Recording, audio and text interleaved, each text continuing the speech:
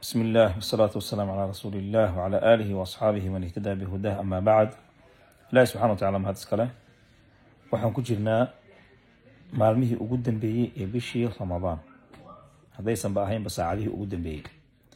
Waxaan Rabbi subhanahu wa ta'ala ka baryaynaa acmaashii naga aqbalo. Ilaahay subhanahu wa ta'ala waxaan ka baryaynaa dambigeena inuu dhaafo.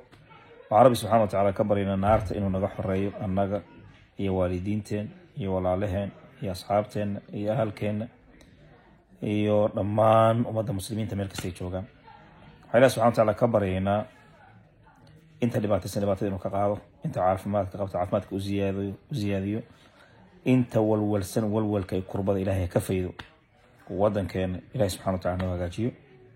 Ilaahay ummadeena qalbigooda ha isku keeno, muslimiinta caamatan Ilaahay subhanahu wa ta'ala axwaashooda ha hagaajiyo. وربي سبحانه وتعالى قلوبته ذهب مذيو. جزاكم الله خير والسلام عليكم ورحمة الله.